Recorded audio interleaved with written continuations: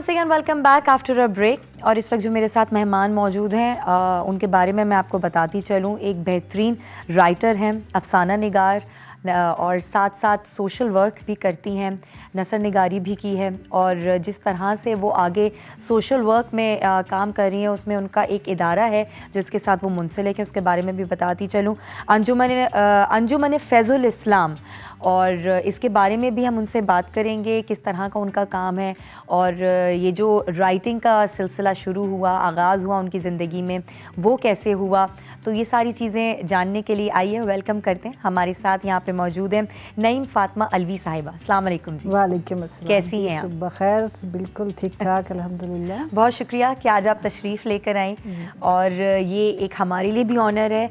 और ज़ाहिर है जब आपसे गुफ्तगू होगी और जो इस शोबे में कदम रखना चाहते हैं, जो यंग जनरेशन है, उसके लिए भी एक बड़ी अच्छी एक एग्ज़ाम्पल हैं आप कि किस तरह से आपने अपनी लाइफ को जो है इस तरफ मुंसलिक किया। तो सबसे पहले तो मैं आपसे जानना चाहूँगी कि ये शोबा क्यों चूज़ किया आपने? क्या आपकी फैमिली में इंटरेस्ट था पढ़ने का, लिखने का, या आपको ख़ुद से शौक़ था? जी आप अदब के हवाले से बात करना चाह रही हैं? बिल्कुल जी, क्योंकि मैं सोशल वर्क भी करती हूँ, और अदीब होता है या नहीं होता, सही। और इंसान जब भी मैं समझती हूँ कि अल्लाह ताला पैदा करता है तो उसके अंदर कोई ना कोई सलाहियतें ज़रूर वदयत की होती हैं। तो वो सलाहियतें खोजना और फिर उनको परवान चढ़ाना, फिर उनको निखारना, संवारना, ये इंसान का काम है। सही बात। तो ये आप पूछ सकती हैं कि ये कब इंकशाफ हुआ कि आप लिख सकती हैं चंद हर्फ? एग्जैक्टली, हाँ, आपको ये रियलाइज़ कब हुआ कि हाँ आपके अंदर ये कैपेसिटी है? तो इसमें मैं ये समझती हूँ कि टीचर्स का भी बहुत अमल दखल है। सही बात। क्योंकि स्कूल के ज़माने में मुझे जब आपने ये सवाल किया तो मैं ये सोच रही हूँ कि स्कूल के ज़माने में जब मज़ामीन लिखवाए जाते हैं, तो जब मैं कोई मज़मून लिखती थी तो टीचर हमेशा जुमलों को अंडरलाइन करती थी, लफ्ज़ों को अंडरलाइन करती थी, और साथ लिख देती थी गुड, वेरी गुड, इस तरह।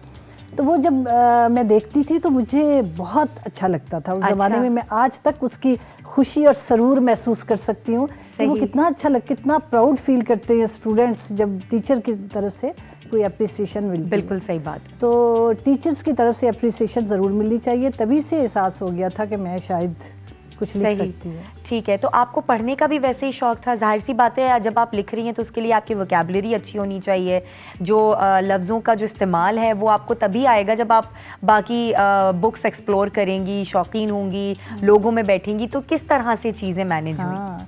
ये बड़ा मज़े की बात है कि मैं अब ये कहूँ कि बचपन से ही कि बहुत अर्ली एज में मेरे वालिद को बहुत शौक़ था कुतुब बीनी का। उर्दू डाइजेस्ट बाकायदगी से आता था। जब हमने थोड़ा बड़े हुए तो बहुत सारे बच्चों के रिसाले घर में आते थे। ठीक है। तो वो जब रिसाले आते थे तो मैं फ़ौरन ही पढ़ना शुरू कर देती थी। अच्छा। और निसाब की किताबें पीछे रह जाती थी, और जो बच्चों की दुनिया और वो उस तरह में पढ़ना शुरू कर देती थी। तो वो एक दफ़ा मेरे वालिद ने देखा। मेरे वालिद को एक बहुत अच्छा शौक़ था कि जब भी उनको फुर्सत मिलती तो वो बच्चों की कहानियाँ, हम बच्चों को लेके बैठ जाते, बच्चों की कहानियाँ पढ़ के सुनाया करते थे। ठीक ठीक ठीक। तो वो बड़ा एंजॉय करते थे हर जुमले को और समझाते थे और इस तरह। तो वो जब वो सुनाना शुरू होते, माहौल बनता, तो मैं वो पूरी कहानी बयान कर देती, तो वो सारा सस्पेंस खत्म हो जाता और इस तरह क्योंकि आपने पहले से पढ़ी हुई होती मैंने होगी। पहले से पढ़ी हुई। फिर मुझ पे पाबंदी लग गई, ओए होए, कि इसको सिर्फ एक कहानी एक दिन के लिए पढ़ने के लिए दी जाए। ये तो वो वाली बात हो गई जैसे आजकल के ज़माने में हमें मोबाइल्स और टीवी से जो है दूर रखा जाता है।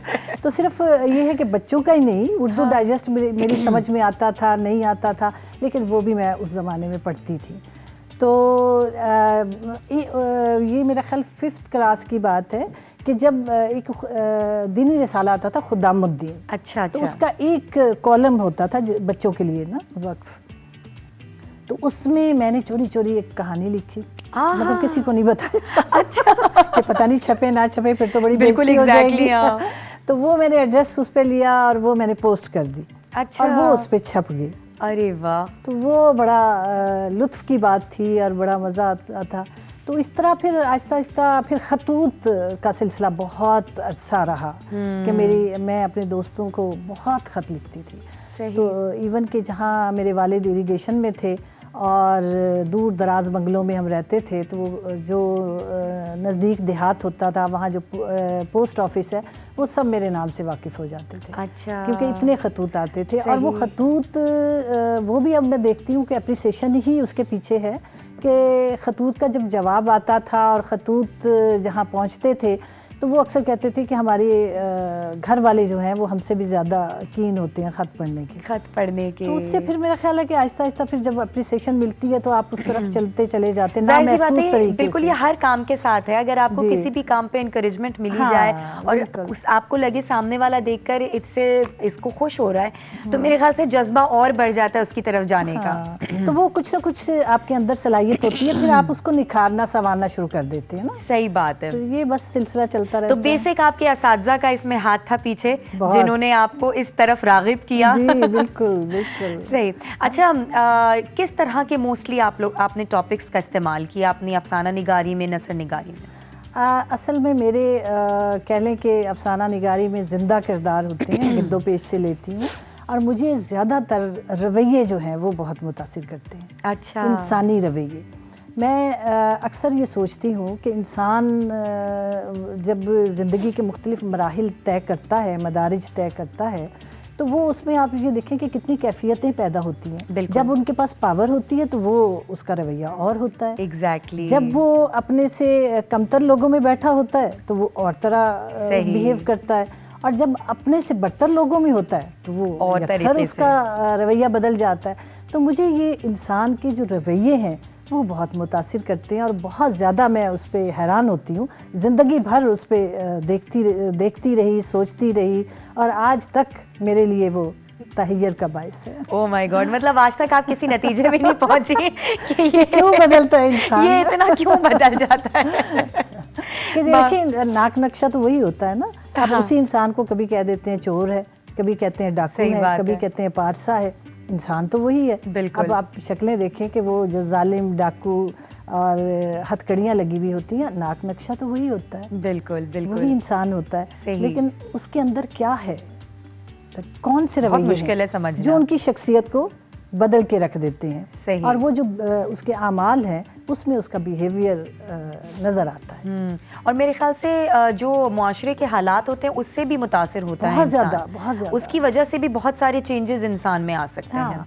आप ये देखें कि लिखने वाला तबका, कोई भी फनकार जो है, आर्टिस्ट है, सिंगर है, कुछ भी है, वो बहुत सेंसिटिव होता है, एक्स्ट्राऑर्डिनरी सेंसिटिव होता है। बिल्कुल। आप जिन वाक़यात से आम इंसान गुजर जाता है वो वहाँ ठहर जाता है, वो उसके अंदर रुक जाती है कहीं चीज़ें। सही। तो वो अच्छा, अक्सर मैंने राइटर्स को, अफसाने निगार हो गए, नसर निगार हो गए, किसी किस्म की भी राइटिंग अगर होती है तो क्यों सिर्फ हसासियत ही क्यों उन्हें ज़्यादा अट्रैक्ट करती है? मतलब आप कोई छोटी सी भी चीज़ देखते हैं और कहीं कोई नाइंसाफ़ी अगर हो रही है या कोई दुख और तकलीफ़ में कोई शख्स आपको नज़र आता है तो बहुत ही ज़्यादा फील होता है, और फिर आप चाहते हैं कि आप उसकी कहानी को अपने अल्फाज में बयान करें और लोगों तक पहुँचाएँ। आपको और ऐसी चीज़ें क्यों नहीं राइटर्स को नज़र आ रही होती जो मतलब बहुत एक डिफरेंट या वो फिक्शन के तौर के ऊपर चीज़ें बनाने की कोशिश करे? सिर्फ उन्हीं चीज़ों को फोकस हम क्यों करते हैं? नहीं, बहुत कोई खासियत होती है इसमें? नहीं, वही मैं बता रही हूँ कि खासियत है, लेकिन ये है कि और भी चीज़ें, जैसे मुअर्रिख है, मुहक्किक है, तारीख वो लिखता है या मिज़ाह लिखता है, तो वो भी असल में ये है कि वो सोसाइटी से ही लेता है चीज़ें, लेकिन ये है कि वो उसको वो चीज़ें अट्रैक्ट करती हैं, वो उस पर असर अंदाज होती है, तो वो उसको फिर मौजू बना लेता है। सही, बिल्कुल। ज़ाहिर है अब आजकल के माशरे में जिस तरह से देखा जाए तो खुशमिजाजी हर जगह आपको नज़र नहीं आती, तो शायद वही हमारी लिखाई में आ जाता है। ये बड़ा अलमिया है कि हम लोग वाकई हंसना बोलना भूल गए ना। टीवी देखो तो उसमें डिप्रेशन की बातें, बाहर लोगों से मिलो तो वो बेचारे फ्रस्ट्रेट हुए हुए, मतलब कोई हाल ही नहीं है ना। फ्रस्ट्रेशन को हमने ज़्यादा ही उसकी तरजीह कर दी है। सही बात है। ये है कि जिंदा रहने के लिए अपने आप को बहलाना पड़ता है। ठीक है, आपका कोई ना कोई शुगल होना चाहिए, कोई शख्सियत में कोई गुण होना चाहिए, और उसको हमें वो कह लें कि निखारना चाहिए। सही बात है। अच्छा, अल-फैज़ एक पर्चा है, जी, उसके बारे में ज़रा हमें बताइए कि वो क्या है, किस किस्म का है? आप जानते ही होंगे, बहुत पुराना फैज़ुल इस्लाम एक यतीम खाना है। जी, जिस इदारे से आप ताल्लुक़ भी रखती हैं। जी, मैं एग्जेक्टिव मेंबर भी हूँ, और इसका असल में चूँकि मेरा लिखने लिखाने से ताल्लुक़ है, तो ये मुझे जो रिस्पॉन्सिबिलिटी दी हुई है वो इनके 5 मुश्तरका जो स्कूल हैं, इदारे हैं, उनका एक मुश्तरका मजल्ला है। अच्छा अच्छा अच्छा। तो मैं उसकी एडिटर हूँ। ओके, तो बेसिकली आप उस इदारे में एज एन एडिटर काम कर रही हैं। ठीक ठीक। उस रिसाले, उस पर एग्जीक्यूटिव मेंबर भी हूँ, फैसला साजी में। और किस तरह के वहाँ पे काम हो रहे होते हैं, जो सोशल वर्क जिससे आपका ताल्लुक है? हाँ। तो वहाँ किस तरह की चीज़ें हो रही होती है, ज़रा वो भी सबसे पहले तो जो अल्फैज़ है, मैं उसी के बारे में बता दूँ कि वो भी काफ़ी काम है। अच्छा। जो पूरे आप देखें कि 5 स्कूलों का वो मुश्तरका मुजल्ला है, और वो ऐसे स्कूल का है कि जहाँ वो बच्चे, यतीम बच्चे आते हैं, हर तबके से वहाँ बच्चे आते हैं, तो उन बच्चों में कॉन्फिडेंस नहीं होता। सही बात है। बच्चे होते हैं, तो लिखने की सलाहियत आजकल तो बहुत कम है लोगों में, और उन बच्चों में तो बिल्कुल नहीं थी। जब मुझे ये रिसाले की जिम्मेदारी सौंपी गई तो मैंने ये देखा, मैंने तो एक दफ़ा मुसवदा वापस कर दिया। मैंने कहा यतीम बच्चों का पैसा मैं इस पर खर्च नहीं कर सकती। मैं चाहती हूँ कि इस रिसाले से बच्चों का माइंड रिफ्लेक्ट हो, सही बच्चों की तहरीरें हों। तो उन्होंने कहा जी बच्चे तो लिख ही नहीं सकते। मैंने कहा जी बच्चे लिखें, उलट पुलट जो भी लिखें, मैं उसकी तस्दीक करूँगी, मैं उसकी हेडिंग बदलूँगी या जो भी।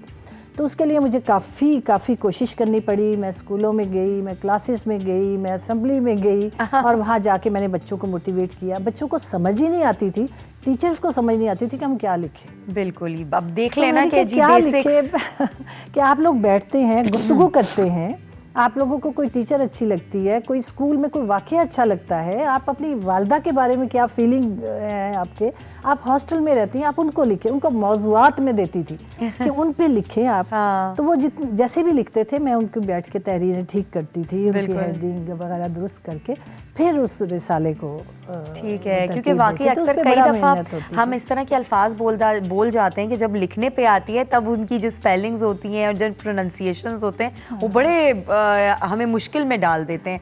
तो उसके लिए बड़ी अच्छी ट्रेनिंग और आपके असातिज़ा का बहुत बेहतर होना बड़ा ज़रूरी है। उसमें फीलिंग्स जो है ना, उसको सफाई करतास पर लाना बहुत मुश्किल काम। सही लिखना उसको, अपनी फीलिंग्स को, बिल्कुल, तो वो लोगों में नहीं रहा। ये बात तो है। लेकिन ज़ाहरा, जैसे आप जैसे लोग अगर यहाँ पे मौजूद हैं और अगर आज के शो के बाद बहुत सारे आपको जब देखकर उस चीज़ को रियलाइज़ करेंगे तो उनको पता चल जाएगा कि अभी भी हम उन चीज़ों से दूर नहीं हैं, हम अदब के करीब जा सकते हैं अगर हम अपना इंटरेस्ट पैदा कर लें। बिल्कुल, मैं तो समझती हूँ कि अदब से मतलब बेअदबी ने सोसाइटी में मुश्किलात पैदा की हैं, वरना इंसानियत और गुदासपन जो है वो अदब पैदा करता है। बिल्कुल, डेफिनेटली। अच्छा, Pakistan federation of women university, इसके बारे में ज़रा बताइएगा। Pakistan federation of university women एक इंटरनेशनल इदारा है। ये एफिलिएटेड है इंटरनेशनल ग्रेजुएशन वुमेन। अच्छा। ये स्विट्ज़रलैंड में है, जेनीवा में इसका दफ्तर है। तो ये एक कह लें कि इसकी मेंबरशिप के लिए ग्रेजुएट होना ज़रूरी है। अच्छा अच्छा। तो हमारे मोस्टली तकरीबन 80 के करीब मेंबर्स हैं और सब ख़वातीन हैं, और ख़वातीन में उसमें सब टीचर्स हैं, प्रिंसिपल्स हैं, ब्यूरोक्रेट्स हैं, और इस तरह की ख़वातीन हैं। तो बेसिकली इसका मकसद तो ये है कि empowerment of women through education. Okay.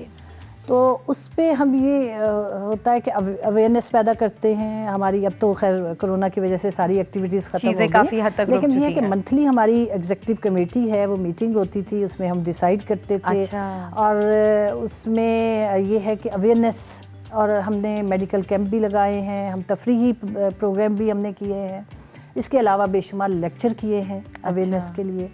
तो ये सिलसिला हमारा मंथली चलता रहता है। अच्छा, मंथली। और अभी भी कोरोना में जैसे आप कह रही थी तो रुकावटें जो आई, लेकिन उसके बावजूद भी आपका अभी तक सिलसिला चल रहा है? हमारा सिलसिला तो चल रहा है, लेकिन ये है कि वो ऑनलाइन उस तरह हमें ऑनलाइन में हर चीज़ आप नहीं कवर कर सकते। हाँ, ये एक ड्रॉबैक है ऑनलाइन स्टडीज। इसके अलावा हमने कुछ बच्चियों के हम स्कॉलरशिप भी हम देते हैं। अच्छा। तो इस तरह की हमारी यानी सोशल एक्टिविटीज़ भी चलती हैं, ज़बरदस्त, और रिफाई काम भी चलते रहते हैं। पाकिस्तान गर्ल्स गाइड के बारे में बताइएगा, ये किस तरह से काम हो रहे हैं यहाँ पे? भाई, पाकिस्तान गर्ल गाइड्स जितना आज ज़रूरी है इतना कभी नहीं था। जब से पाकिस्तान बना है, फातिमा जिन्ना की सरपरस्ती में इसकी बुनियाद रखी गई। असल में पाकिस्तान गर्ल गाइड्स जो है वो ख़वातीन की तरबियत, ये भी थ्रू एजुकेशन ही है, स्कूल्स के लेवल से हम काम करते हैं स्कूलों में। तो इसमें ये है कि एक तो बच्चियों की तरबियत होती है और ये खेल ही खेल में, जैसे एक गेम के तौर पे जैसे कैंप स्कूलों में लगाया जाता है, उसमें वो छोटे छोटे कैंप बच्चों को लगा के उनको बता दिया जाता है, एक लीडर बना दी जाती है कि वो किस तरह आपने घर को मैनेज करना है, किस तरह आपने रिश्तों नातों को निभाना है, किस तरह आपने कम्युनिटी के साथ आपने काम करना है।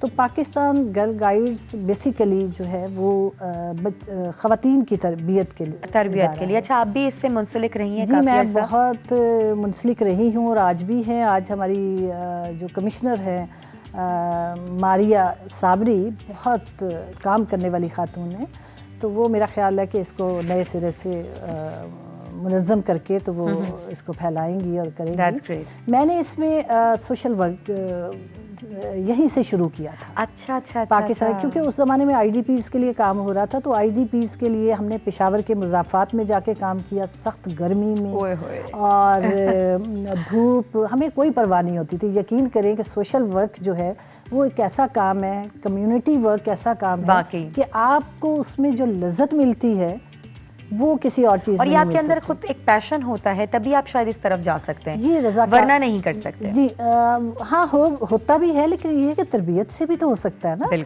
आप ऐसे इदारों को वो पावर दें और उसको फ़रोग दें, और उसकी बजाय इसके कि हम इधर उधर टाइम वेस्ट करते हैं, आप देखिए कि अच्छे कामों में अपनी ज़िंदगी सर्व करें। जो ख़वातीन की तरबियत का काम करती हैं, उनके ख़वातीन की तरबियत हो जाए तो मैं समझती हूँ कि मुआशरा सुधर जाएगा और मुआशरे की तरबियत हो जाएगी। सही बात है, क्योंकि उनसे नस्ल दर नस्ल आगे उन तरबियत हासिल करनी है। बहुत मुआशरे पे असरअंदाज है, मैं तो ये समझती हूँ कि औरत बहुत असरअंदाज, क्योंकि आप ये देखें घर की सरबराह तो है ना। बिल्कुल।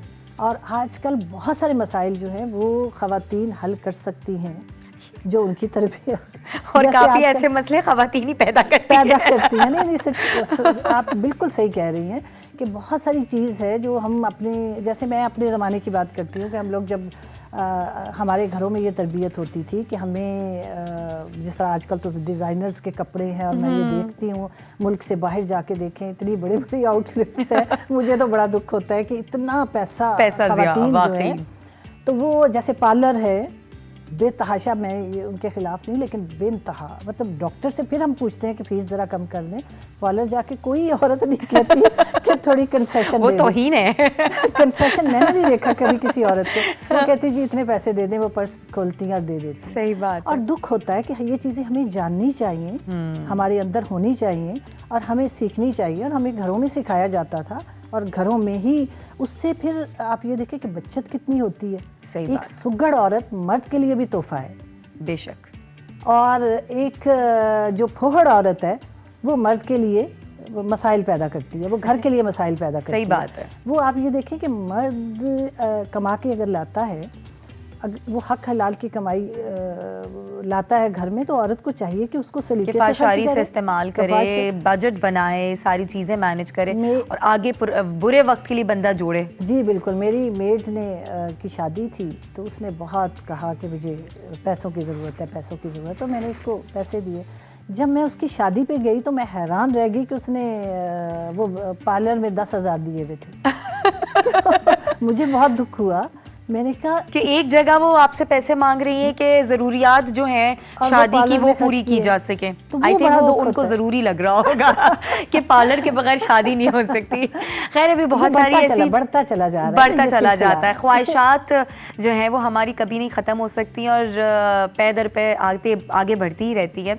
और ख़वातीन के हवाले से तो खुद मैं एक औरत हूँ इसलिए मैं कुछ कह नहीं सकती, लेकिन द फैक्ट इज़ कि वाकई ऐसा होता है। लेकिन हमें कहना चाहिए जाहिर है, लेकिन फिर आगे से ये भी होता है कि जी आप लोग क्या कर रहे हैं। हम भी उसी माशरे का हिस्सा हैं। खैर बहुत मज़ेदार चिटचैट चल रही है और ज़ाहिर ख़वातीन के हवाले से भी बहुत सारी ऐसी चीज़ें जो बात सामने आ रही हैं, फैक्ट्स और रियलिटीज़ पे बात कर रहे हैं। मैम की जितनी भी एफ़र्ट्स हैं सोशल वर्क के हवाले से, उनके काम के हवाले से, उस पर हम बात कर रहे हैं। ये सारी चीज़ों को और ज़्यादा मज़ीद आगे गुफ्तगू को बढ़ाएंगे इस छोटे से ब्रेक के बाद। जी जनाब, वन सेकंड वेलकम बैक। और बहुत मज़े की चिटचैट चल रही है हमारी, और ख़वातीन के हवाले से भी बहुत सारी ऐसी चीज़ें हमने डिस्कस की हैं, लेकिन काफ़ी ऐसे पॉइंट्स हैं जो मैं भी और आपसे बात करना चाहती हूँ उनके बारे में। लोक विरसा के बारे में हम सब जानते हैं, लेकिन एक ऐसी टर्म है वहाँ पे ओपन माइक, तो ज़रा उसके बारे में भी हमें बताएं कि वो क्या चीज़ है। ओपन माइक एक म्यूज़िक प्रोग्राम था। ठीक है। डॉक्टर फौजिया ने मुझे ये एक प्रोजेक्ट दिया था। उन्होंने कहा था कि मेरे जहन में एक चीज़ चल रही है कि बहुत सारे लोगों में टैलेंट है गाने का, लेकिन उनको प्लेटफॉर्म नहीं मिलता। तो लोक वर्षा का मैं प्लेटफॉर्म उनके लिए मुहैया करना चाह रही हूँ। आप इस तरह का एक आम लोगों के लिए एक प्रोग्राम करें। तो मैंने उनसे कहा कि मुझे ऐसा कोई एक्सपीरियंस नहीं है, तो मैं उसको शायद ना कर सकूँ। तो उन्होंने कहा कि नहीं, आप कर लेंगी। अच्छा। तो उसमें ये तय हुआ, एक ज़ाहिर है ये इंडिविजुअल मेरा काम नहीं था, पूरा हमारा ग्रुप था। तो उसमें हम ये थर्सडे को हम जाते थे, लोक वर्षा में बैठते थे, और उसमें हम मुख्तलिफ लोगों के ऑडिशन लेते थे, जो सुर में है, गा सकता है पब्लिक में, तो उसको हम सिलेक्ट कर लेते थे। फिर संडे को हम लोग महफिल से जाते थे वहाँ। क्या बात है। तो फिर वो लोग गाते थे, और ये सब फ्री था। अच्छा।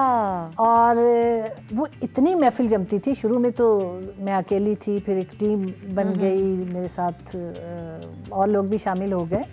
तो उसमें ये हुआ कि आहिस्ता आहिस्ता वो इतना बढ़ गया और इतना ज़्यादा पॉपुलर हुआ वो प्रोग्राम। अच्छा। उसमें मुझे 2 अवार्ड भी मिले। लेकिन ये है कि आम लोगों के लिए था वो प्रोग्राम, प्लेटफॉर्म था, सब गा सकते थे, और गाने के बाद अपने आप को आजमा भी सकते थे कि हमने महफिल में या उसमें कितने। तो यकीन कीजिए कि वो 2-2.5 साल वो प्रोग्राम चला है, और लोग इंतज़ार करते थे पूरा हफ्ता। वो हमें आके कहते थे कि हम डिप्रेशन के मरीज़ हैं, और हम पूरा हफ्ता इंतज़ार करते हैं कि कब ओपन माइक का दिन आएगा संडे का, और वो आके बैठ जाते थे। इस तरह से दूसरों को भी आजमाया जाता था जी, खुद के साथ साथ दूसरों को भी आजमाया जाता था। बिल्कुल बिल्कुल। हर किस्म की शख्सियत वहाँ मौजूद होगी। जी मुझे गाना है, हाँ। चाहे आपके सुर ताल परफेक्ट हो या ना हो, पर शौकीन लोग आ जाते थे। शौकीन लोग आ जाते थे ना। लेकिन ये कि उसमें सिलेक्शन होती थी कि हम 8-10 लोगों को वो करते थे, लेकिन बड़े ज़ौक़ शौक़ से लोग हिस्सा लेते थे, और उनमें से अब बहुत सारे लोग जो हैं वो बड़ा अच्छा गा रहे हैं और रिफाइन हो गए ना। रिफाइन हो गए, और मौका मिला। लेकिन वो ऐसे प्रोग्राम मेरा ख्याल होने चाहिए। तो बिल्कुल, हाँ, एग्जैक्टली होने चाहिए। एक तो लोगों को गाने का मौका मिलता था, दूसरा ये कि सुनने का मौका मिलता था, एंटरटेनमेंट बेसिकली हो रहा है। बिल्कुल, आप बिल्कुल। सोशल गैदरिंग्स कर रहे हैं। खैर अभी तो कोरोना ने ये सोशल डिस्टेंसिंग और गैदरिंग्स पे बिल्कुल एम्बार्गो लगा दिया, बट लेकिन कभी कभी इस तरह की चीज़ें इतनी अच्छी लगती हैं कि आप अक्सर इस तरह के लोगों से मुलाकात करते हैं, आपको अच्छा लगता है, आपका सर्कल बढ़ता है, और बहुत सारी चीज़ें इंसान एक्सप्लोर करता है उस दौरान। ये बात तो वाकई हकीकत है। तो बहुत मज़े की चीज़ें आपने ज़िंदगी में की हैं। शिद्दत पसंदी को ये है कि वो ख़त्म होती है। सही बात है। अच्छा, नसर निगारी में हल्का अहबाब नसर के बारे में बताइएगा कि ये क्या है। ये मेरी शख्सियत का एक और रुख है। मुझे असल में मेहमान नवाजी का बहुत शौक़ है। मुझे शौक़ है कि मैं इस तरह की गैदरिंग करती रहूँ। तो इससे पहले मैंने कारवानी अदब के नाम से एक तंजीम चलाई थी, जिसमें मेंबर्स थे, और उसमें शायरी भी होती थी, और नसर पारे भी पढ़े जाते थे। क्या बात है। लेकिन इसके बाद फिर हमने ये सोचा कि शायरी की तो बहुत महफिलें होती, मुशायरे तो बहुत होते हैं, तो नसर के हवाले से कोई ऐसा प्रोग्राम नहीं है कि हम बैठ के नसर सुनाए, क्योंकि नसर के लिए आपको पता है कि थोड़ा हिम्मत चाहिए कि बैठ के सुनने के लिए, और वो ऐसी कोई मजलिसी चीज़ नहीं है। हमने उसको मजलिसी बनाने के लिए हमने ये किया कि हमने 3 लोगों को चुना, 3 या 4 हमारी महफिल में। 2 घंटे में हमारी वो महफिल ख़त्म हो जाती है। और वो मंथली मेरे घर ही होती थी। ये कोरोना अब थी हर जगह कोरोना आ गया है ना। ठीक है, सीगा इस्तेमाल करना पड़ रहा है, क्योंकि वो सब लोग बहुत बेचैन हैं, और ख़ुद मैं भी बहुत बेचैन हूँ। तो उसमें ये कि हम काफ़ी लोग आते थे, 30-35 लोग तक हमारे हो ही जाते थे। तो उसमें बैठ के हम अफसाने सुनते थे। सिर्फ नसर थी, अफसाना ज़रूरी नहीं कि अफसाना, कोई भी नसर पारा हो सकता था। तो सफ़रनामे का भी और अफसाना कुछ भी हो, लेकिन नसर हो। ओके। अच्छा, अफसाना निगारी में जो हसासियत आपकी थी उसी ने, और जो सोशल वर्क आपने शुरू किया, तो ये इनका आपस में डायरेक्ट कनेक्शन था कि आपकी हसासियत थी, इसी वजह से आपने सोशल वर्क करना शुरू किया? ये बड़ी अच्छी, हाँ, बड़ा आपने चुन के उसमें लेकिन वाकई सही बात है, जब हसासियत होती है तो आप इस तरफ आते हैं ना। सोशल वर्क भी हसासियत है, आप दूसरों का एहसास करना। क्योंकि मेरे हस्बैंड अक्सर वो शिकवा करते हैं कि तुम ज़माने भर की जो मुश्किलें मुसीबतें हैं वो अपने ऊपर लेकर आ जाती हो क्योंकि वो मुझ पे सवार हो जाती हैं। जब कोई मुश्किल में हो तो मेरे लिए बहुत मुश्किल होता है कि मैं उसको छोड़ दूं या उसके बारे में ना सोचूं। सही सही। तो ये बस एक नेचर का हिस्सा कह लें या कुछ भी कह लें। अच्छा, जब आप जिस इदारे से मुंसलिक थी, वहाँ पर जब केसेस आते होंगे, चीज़ें होती होंगी, तो उनमें से किसी से भी आपने मुतासिर होकर अपनी अफसाना निगारी या नसर निगारी में उसको टॉपिक बनाया या उसके बारे में कुछ लिखा? मेरे तकरीबन सभी अफसाने इस तरह के ही हैं। सारे ही ऐसे ही हैं, हर दूसरे दिन आपको हमारा घर जब नया बना I8 में तो हमारे इर्द गिर्द खैमा बदोश थे। अच्छा। तो उसमें एक गूंगी खातून में उसके पास खैमा भी नहीं था ना, वो मेरे घर के करीब ही आके चारपाई बिछाई और वो बारिश में भी वहाँ सोती थी, आंधी में भी सोती थी, और मैं उसको देखती रहती थी।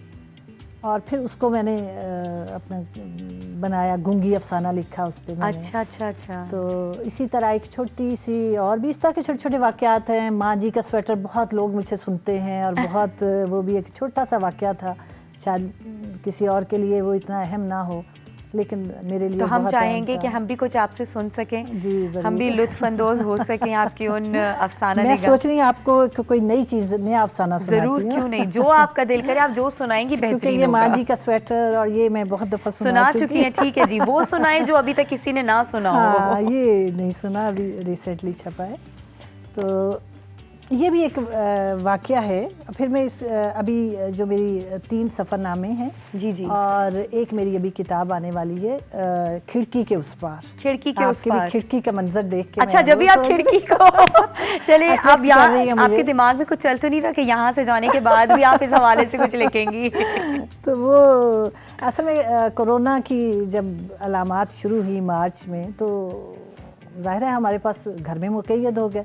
तो मेरे ड्राइंग रूम की खिड़की बहुत बड़ी है, वहाँ मैं बैठ जाती थी और बाहर देखती थी, यानी बाहर से कनेक्शन उस खिड़की की वजह से था। तो खिड़की में लोग भी आते थे और उनको भी देखती थी, जैसे कूड़ा उठाने वाले, उनको मैं देखती थी तो मैं कहती थी कि देखिए हम लोग दरवाजे बंद करके बैठे हैं, ये लोग कूड़ा उठा रहे हैं। हाँ। तो ये चीज़ें जो है ना वो मेरे ऊपर बहुत असरअंदाज होती थी। फिर मैं वो लिखती चली गई। तो अच्छा, वही वाला वक्त है। पहले जैसे एक बीच में एक बड़ा ज़बरदस्त एक चीज़ मैंने पढ़ी थी कि पहले चरिंद परिंद बंद रहते थे पिंजरों के अंदर और लोग आज़ाद घूमते थे। अब उसका उल्टा हो गया है कि चरिंद परिंद सारे आज़ाद हैं और लोग घरों में कैद हो गए। इसी तरह मुझे एक बंदर का तमाशा दिखाने आया तो मैंने कहा ये देखिए बच्चे ढूंढ रहा है, लेकिन सबने बच्चे को घरों में बंद कर दिए हैं। तो ये छोटी छोटी चीज़ें सोसाइटी में चलती रहती हैं, लेकिन मेरा ख्याल है कि हम लोग जो सेंसिटिव लोग हैं वो फिर इनसे मुतासिर होते हैं। बिल्कुल सही बात है। तो एक अभी मेरा रिसेंटली छपा है तवाज़ुन। ओके। तो वही जो मैं रवैयों की बात कर रही थी कि हम रवैयों में तवाज़ुन कैसे बरकरार रख सकते हैं, उसमें खुशी भी है, गम भी है, सब। तो ये छोटा सा मैं, न जाने क्यों किसी भी रेलवे स्टेशन का प्लेटफॉर्म उसामा के अंदर एक अजीब तरह का इज़्तिराब पैदा कर देता। उसे जब अपने ही इरादों और ख्वाहिशों के टूटने से वहशत होने लगती और दिल बेचैन होकर जिस्म की कैद से आज़ाद होने के लिए बेकरार हो जाता, तो रेलवे प्लेटफॉर्म के बेंच पर जाकर बैठ जाता। मुसाफिरों के चेहरों पर मुसाफतों के उतार चढ़ाव से मुनक्किस होते एहसासात को देखता रहता और महसूस करता, आरज़ुओं, ख्वाहिशों और दुआओं की मुहिम सी उम्मीदें टूटती हैं तो क्या होता है, जुड़ती हैं तो क्या होता है। क्या बात है। कभी कभी तो उसे लगता मिट्टी के बने इंसान अपने अंदर क्या क्या छुपा के बैठे हैं। तन उजला पर मन का पोर पोर जख्मी, नाक नक्शा सजी सवरी जुल्फ़ें, नैनों में फैला काजल, अच्छी तराश खराश के मलबूसात, कभी भी आपका दामन, आपके दामने तार तार का पता नहीं दे सकते। मगर उसामा को ट्रेन से उतरने वाले मुसाफिरों के चेहरों पर थकन के बावजूद वो मुस्कुराहट और इत्मीनान भी बहुत अच्छा लगता जो मंजिल को छू लेने से उनकी आंखों से छलकने लगता। और मंजिल की तरफ गामजन मुसाफिरों के चेहरे पर तलाशे मंजिल की परछाइयाँ भी उसे उतना ही लुत्फ़ देती। इससे उसके अंदर की वहशत तो कम ना होती, मगर उसे 1 गुना इत्मीनान ज़रूर मिल जाता। इसका जहन कुछ देर के लिए मसरूफ़ ज़रूर हो जाता। उसे प्लेटफॉर्म पर दौड़ते भागते लाल और हरी झंडी लहराते बावर्दी मुलाजिम भी बहुत अच्छे लगते। ये मुलाजिम वक्फे वक्फे से ट्रेन की विसल पर उनका इस्तकबाल करते हुए यूं चौंक चौंक जाते जैसे पहली दफ़ा पहली गाड़ी का इस्तकबाल कर रहे हैं। उसामा को यहाँ बैठे रहना कभी बुरा नहीं लगता था, क्योंकि इस प्लेटफॉर्म पर बैठने के लिए वो हमेशा 20 रुपए का टिकट खरीद कर आता। अच्छा। और फिर देर तक बैठकर अपने दिलो दिमाग को बहलाता रहता। यहाँ कोई उसे जान पहचान का शख्स ना मिलता, लिहाजा वो यहाँ बैठकर ख्वाबो ख्याल की कड़ियाँ भी मिलाता रहता। क्या बात है। कराची से आने वाली ट्रेन प्लेटफॉर्म पर रुकी तो उसमें से कोमल सी लड़की, जिसने यकीनन ट्रेन में बैठकर अपनी जुल्फ़ें संवारी होंगी, होंठों पर फैली लिपस्टिक में भी ताजगी थी, जिसकी वजह से उसका चेहरा निखरा निखरा सा लग रहा था। वो मुस्कुराती हुई ट्रेन से उतरी। एक बहुत प्यारे से लड़के ने उसी जवाबी मुस्कुराहट और बेताबी से उसका इस्तकबाल किया। रेलवे स्टेशन का प्लेटफॉर्म ना होता तो यकीनन वो उसे अपने साथ चिमटा कर भेज लेता। उसामा उसे देखकर सोचने लगा, इंसान राहत और तकलीफ़ के दरमियान कैसे तवाज़ुन रख लेता है? क्या यह नेमत खुदाबंदी है या फिर उसकी अपनी काविश का नतीजा? जब यह कोमल सी लड़की अपने अरमानों की गठरी संभाले घर बार रिश्तेदारों और अजीज़ों को छोड़कर इस ट्रेन पर बैठी होगी तो क्या उसकी आंखें भी अशकबार ना हुई होंगी? मगर अब वो कैसी मीठी मुस्कान से अपने नए रिश्ते उस्तवार करने में जुड़ गई है। इंसान के अंदर ये इनकलाब कैसे बर्पा होता है? वो तवाज़ुन के इस सिलसिले को कैसे कायम रखते हुए ज़िंदगी गुजार लेता है? इसी तवाज़ुन के सिलसिले के टूटने पर ही तो प्लेटफॉर्म का रुख करता कि शायद कहीं से उसे ये नुस्खा कीमिया मिल जाए। क्या बात। उसामा की समझ में नहीं आता था कि ख्वाब और ख्वाबों के नतीजे में उभरने वाली ख्वाहिशें, आरजुएं और उम्मीदें जन्म क्यों लेती हैं और फिर कोरोना वायरस की तरह जिस्म की पनाहगाह में छुपकर तवाना क्यों हो जाती हैं। और तो और जवानी के समुंदर में गोता जन होकर अटकेलियाँ करते हुए हसूल मंजिल के लिए बेचैन भी रहती हैं। अगर ज़िंदगी गुजारने के लिए सब इतनी ही अहम है तो आसूदगी का सुख क्यों नहीं पा लेती? कभी वो गमज़दा चेहरों पर लिखी कहानियाँ पढ़ता तो उसे ये ख्याल बेचैन करने लगता कि उनके दुख का मुदावा क्यों कर मुमकिन है। कई घंटे प्लेटफॉर्म पर गुजारने के बाद जब शाम के घने साए फैलने लगे और प्लेटफॉर्म पर बरगद के सदियों पुराने दरख्तों के पत्ते हवाओं की छेड़छाड़ से गुदगुदाते हुए गले मिलने लगे तो उसे अचानक ख्याल आया, आज तो उसके भी घर आंगन में थोड़ी देर के लिए खुशियों की परियां उतरने वाली हैं। उसकी बेटी, दामाद, नवासे नवासियाँ आने वाले थे। बेटी और उसकी फैमिली ने कुछ देर के लिए उनके घर रुकना था और फिर रात के खाने के बाद ईद के लिए अपने ससुराल चले जाना था। इस खुशकुन ख्याल से मुस्कुराहट उसके होंठों पर खुद ब खुद ही रक्सा हो गई और वो सोचने लगा, उसकी बेगम आमना भी कितनी अच्छी है। बेटी के इस्तकबाल के लिए किस एहतमाम से खाना बना रही होगी। उसे मेरे देर से पहुंचने पर कोई शिकवा नहीं होगा कि उसका शौहर प्लेटफॉर्म पर बैठा अपने दिलो दिमाग की वहशतों से खेल रहा है, इन अंधेरों को दूर करने की कोशिश कर रहा है जो बादलों की तरह उमड़ उमड़ कर दिल के आंगन को बेनूर कर देते। क्या बात है। उसे तो खबर भी नहीं होगी कि उसका उसामा इस वक्त कहाँ है। उसामा जब भी प्लेटफॉर्म पर आता फ़ोन की घंटी बंद कर दिया करता और जब कभी आमना राब्ता ना होने का शिकवा करती वो हमेशा ये कहकर टाल दिया करता था, तुम तो जानती ही हो मीटिंग के लिए फ़ोन की घंटी बंद करके भूल जाता। आमना सादतमंदी और भोलपन से यकीन भी कर लेती। उसामा अपने ख्यालात के ताने बाने बुनता घर के करीब पहुंचा तो घर के बाहर कुछ गाड़ियां खड़ी देखकर सोचने लगा, बेटी, दामाद और बच्चे पहुंच गए होंगे। मगर वहाँ कोई और ही मंजर उसका मुंतज़िर था। ना दुआएं, ना आरजुएं, ना इंतज़ार, ना ख्वाहिशें, ना ख्वाब। घर में हर तरफ मनपसंद खानों की महक के साथ जहाज़ क्रैश होने की खबर में तवाज़ुन का उनसर कहीं नहीं था। So heart touching. मतलब जिस तरह से आगाज़ हुआ तो लग रहा था कि आगे जाके शायद उसको पुरसुकून ज़िंदगी का वो मकसद मिल जाएगा, पर very very heart touching, very beautiful, बहुत खूबसूरत। अच्छा, इसी के साथ ज़रूर मैं आपसे जानना चाहूँगी, मैं चाहूँगी कि आप जो हमारी आजकल की नौजवान नस्ल है उसको भी एक मैसेज दें और सबसे पहले तो अपनी राय बताएं कि आजकल के ज़माने का जो अदब है और जो ये अफसाना निगारी है इसको आप किस अंदाज़ में देखती हैं और इस फील्ड में, इस शोबे में अगर कोई कदम रखना चाहे आजकल के ज़माने से तो उसको क्या करना पड़ेगा? जैसे कि आज डिजिटलाइज हो चुका है पूरा सिलसिला, और हर जगह आप एक डिफरेंट सिनेरियो के साथ सामने आ रहे हैं, तो इस अदब को ज़िंदा रखने के लिए क्या क्या एफ़र्ट्स करेंगी? मेरा ख्याल एफ़र्ट तो कोई नहीं करनी पड़ती सिवाय अपनी तरबियत के कि अपने आप को संवारें, निखारें, और क्योंकि कंपटीशन बहुत बढ़ गया है और आप जब तक आप अच्छा नहीं लिखेंगे आप नहीं पहचाने जाएंगे। लेकिन मैं ये समझती हूँ कि कुदरत या फितरत बांझ नहीं होती, हमेशा सलाहियतें पैदा होती रहती हैं बिल्कुल इंसान के अंदर।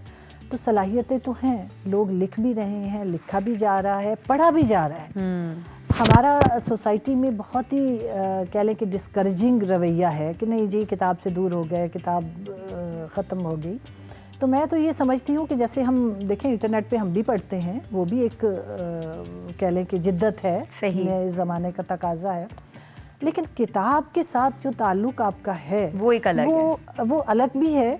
और आप ये देखें कि आप जो इंटरनेट पे पढ़ते हैं वो पढ़ते चले जाते हैं, एक से दूसरी तस्वीर, तीसरी तस्वीर, चौथी तस्वीर, लेकिन किताब आपके अंदर ठहर जाती है। ठहर के आप उसको पढ़ते हैं और उसको अपनी शख्सियत में उतारते हैं। सही। तो ये उतारने और शख्सियत का हिस्सा जुज़ बनाने के लिए आप किताब से रिश्ता जुड़ना चाहिए। और मैं तो ये समझती हूँ कि जैसे मैं अपने बच्चों के हवाले से देखती हूँ कि वो इतना शौक़ उनको नहीं था, हालांकि बचपन से हमने उनमें डाला, लेकिन अब जब वो एस्टेब्लिश हो गए हैं अपनी अपनी ज़िंदगी में तो अब किताब के साथ जुड़ने लगे हैं। अच्छा। अब वो किताब पढ़ते हैं। चले कोई भी वक्त है पर आया तो सही आया है। तो सही, हाँ। तो आता है, मतलब इधर उधर वो जाके तो बहुत अच्छी किताबें भी लिखी जा रही हैं। और जो आपने पूछा है नए लोग, तो मेरा ख्याल है कि लिखना चाहिए, सही, और अच्छा लिखना चाहिए, क्योंकि पॉजिटिव वेव्स जो है वो बहुत ज़रूरी है, वो ज़रूरी है सोसाइटी के लिए। बिल्कुल जी। और जिस तरह के आप लोगों की सोच होती है उसी को मैं चाहूँगी कि आज भी हमारे कितने लोगों ने शो देखा होगा, काफ़ी लोग आपसे मुतासिर हुए होंगे और शख्सियत में निखार आ जाता है अगर आप इस तरह की चीज़ों में इन्वॉल्व हो जाते हैं और अदब से जुड़े रहते हैं बेसिकली। तो ये तो एक हमारे लिए एक बहुत अच्छा अपॉर्चुनिटी है कि हमें आप जैसे लोग मिले हुए हैं, आप लोगों से सीखें, देखें किस तरह से होती है और फिर आगे बढ़कर इन सारी चीज़ों को अपनाएं और अदब को कभी ख़त्म ना होने दें। ये तो एक हमारी अक्लमंदी होगी अगर इस पर हम अमल करें तो। और ये हमारी भी बहुत खुशकिस्मती है कि आप जैसे लोग जो हैं वो मौका फराहम करते हैं ऐसे लोगों को कि वो अपनी स्ट्रगल को शेयर कर सकें, बता सकें। ज़रूरी है, बहुत ज़रूरी है, वरना तो मतलब खेल तमाशा तो ज़िंदगी को हमने बना ही दिया है। वो जो चीज़ दिख रही होती है उसके पीछे की बात हमें नहीं पता होती। हाँ। कि कितना हार्ड वर्क है, कितनी लगन है और कहाँ से निकले थे और कहाँ आज पहुँचे, तो उसके जो बीच का सफ़र है वो कैसे तय किया। यंग जनरेशन जैसे आप जैसे लोग हैं वो इस तरह बात करते हुए बड़े अच्छे लगते हैं हमें। Thank you so much. क्योंकि मैंने आपके कुछ प्रोग्राम्स देखे थे यहाँ आने से पहले, तो उसमें आप काफ़ी राइटर्स को आप लोगों ने हमारा तो बिल्कुल ये बहुत बड़ी बात है। हमारी पूरी कोशिश रहती है कि हम अपने अदब से, अपने कल्चर से, ट्रेडिशन से बिल्कुल अलग ना हो, ऐसे लोग मेहमान बुलाएं और ऐसी चीज़ें सामने लेकर आएँ ताकि हमारा यूथ मोटिवेट हो सके और आप लोगों की वजह से हमारे यूथ के अंदर वो इंटरेस्ट पैदा हो और हम उन सारी फील्ड्स की तरफ दोबारा चले जाएं जो शायद हमने मध्यम हो गई हैं या कहीं नई आजकल की जो पीढ़ी उसमें छुप गई है, जो नई टेक्नोलॉजीज आ गई हैं उसमें कहीं पीछे रह गई हैं। असल में ये कि हाँ जी बिल्कुल नफ्सा नफ्सी का आलम है और इसमें अपनी ज़ात के अलावा हम सोचते नहीं। बहुत सारा हम भी सोसाइटी में बैठते हैं, देखते हैं, तो अपनी ज़ात से निकल के सोचना चाहिए, ज़ात से निकल। और उसमें ये है कि इतनी लज्जत है, इतना मज़ा है, यकीन कीजिए कि आप दूसरों की जब कोई किसी की तकलीफ में आप काम आते हैं, हेल्प आउट करते हैं तो आपको अलग सी खुशी महसूस होती है। उसका मुकाबला वाकई कोई नहीं कर सकता। जिंदगी का जवाज मिल गया। सही बात है, वरना जिंदगी का क्या जवाज है? एग्जैक्टली हमेशा दूसरों के लिए अच्छा सोचें। बिल्कुल, जब हम अपनी जात से निकल के दूसरों का सोचते हैं तभी इंसान जो है वो इंसानियत की महराज पाता है। बिल्कुल बहुत बहुत शुक्रिया Fatima ji, thank you so much for coming here. अपना कीमती वक्त आपने निकाला, इतनी खूबसूरत सी आपने जो है ये नसर हमें पढ़ के सुनाई, बहुत मज़ा आया और आपके साथ जो गुफ्तगू का सिलसिला था वो भी बड़ा अमेजिंग सा था।